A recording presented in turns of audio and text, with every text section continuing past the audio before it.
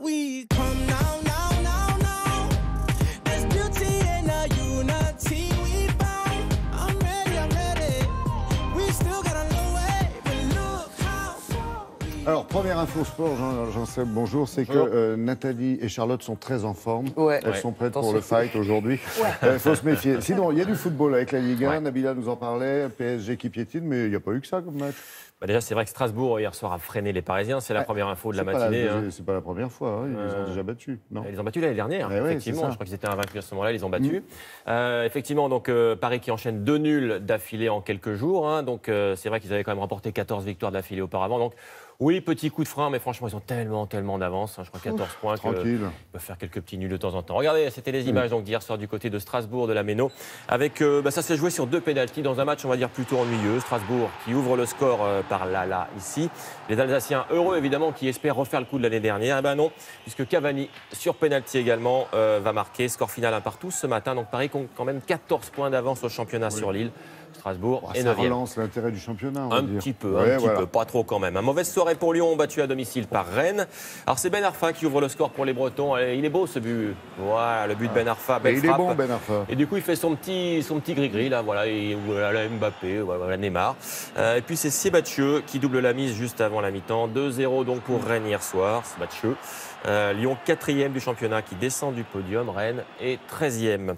Marseille a mal à la tête ce matin aussi, hein, parce que l'OM a perdu à Nantes. Les Marseillais qui ouvrent le score pourtant par Sanson, ici à la 27e.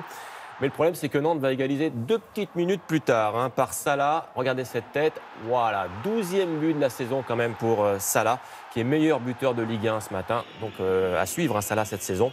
Marseille va reprendre le contrôle du match avec ce pénalty de Thauvin. On croit que c'est bien parti pour l'OM, mais non, pas du tout. Ça se complique. Nantes marque 2 buts. D'abord celui-ci signé Touré et puis ce dernier signé Bochilia. Vous avez bien suivi. 3-2 pour Nantes donc. Marseille 5e du championnat ce matin. Nantes 12e. Pour être complet, Laurent, notez également les victoires de Toulouse, Dijon, Bordeaux et Nîmes en Ligue 1 hier soir. Ah oui, Bordeaux contre Saint-Etienne, c'est ça? Exactement. Ah là là.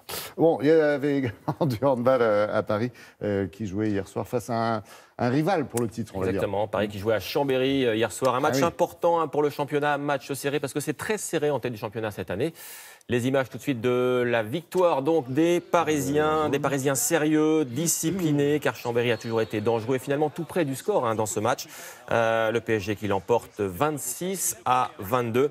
Et alors ce qu'il faut noter, c'est qu'avec cette victoire, Paris est 2e du championnat ce matin, un tout petit point des Nantais.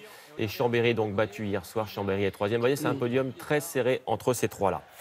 Dans l'actu, ce matin également, voilà, la signature de Joachim Noah en NBA chez les Memphis de Grizzlies. Un contrat signé pour 3 ans, avec un salaire global quand même, écoutez bien, de 33 millions d'euros. Ça fait 11 millions d'euros par saison. Hein.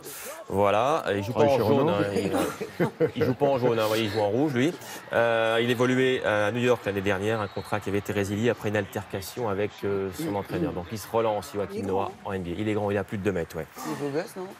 Je vous le présenterai à l'occasion si vous voulez. Les filles se réveillent. Ce matin, ils sont réveillés. Ouais. Alors lui, il est beau gosse aussi. Il est beau gosse. Voilà. Ah ouais. C'est Roger Federer, je vous en parle ce matin. Parce qu'il en est. Roger Federer. Parce qu'il en est à 1000 semaines dans le top 100. C'est le record absolu. Ça se passe cette semaine. La première fois qu'il est entré dans le top 100, c'était en septembre 99. J'ai gardé la coupe, vous pourrez, si vous voulez, encore la... Voilà. Alors, ne dites pas que vous aimeriez être d'accord. Allez. 1000e semaine de Roger dans le top 100. C'était ça l'info ce matin, c'est dissipé. Hein. Oui, et puis il y a de la boxe aussi. Il y a de la boxe avec un combat qui se finit un peu mal. Hein. Ouais, alors ça s'est passé au Québec, hein, Laurent, dans un championnat des mi-lourds WBC. Je vous donne le nom de ce boxeur, Adonis Stevenson. Et son combat s'est terminé par un coma. Alors regardez, il a 41 ans, ce boxeur. Le drame s'est produit à la toute fin du combat. Face à lui, il y a un Ukrainien dénommé Alexander Gvodik. Et Adonis, il est en short jaune ici. Il va encaisser des coups, jusqu'à s'écrouler. C'est un peu le principe de la boxe. Hein. Alors là, sauf le problème, c'est qu'il va pas se relever, là, victime d'une commotion cérébrale. Il est toujours dans le coma aujourd'hui après 3 jours. Les médecins refusent de se prononcer pour le moment. Voilà. Et puis pour terminer, des nouvelles du Red Ika. Ben oui, vous êtes bien ce matin, hein, le Red. Alors on est toujours à Lima, on est toujours au Pérou. Je vous donne des nouvelles de Greg. Ah bah oui. Il a des tendinites, le pauvre. Il a du mal à marcher. Moqués, il a du mal à marcher, donc on ne sait pas dans quel état on va le retrouver, si on le retrouve. Hein, parce qu'il faut qu'il puisse monter dans l'avion, c'est pas gagné. Allez, je vous rappelle que le Raid se déroule en 4 jours, 350 concurrents, 26 nationalités, 120 km à pied au total. Je ne suis pas sûr qu'il aille au bout, mais tant qu'il peut monter dans l'avion et revenir, c'est bien déjà. On a besoin de lui. Merci Jean-Seb.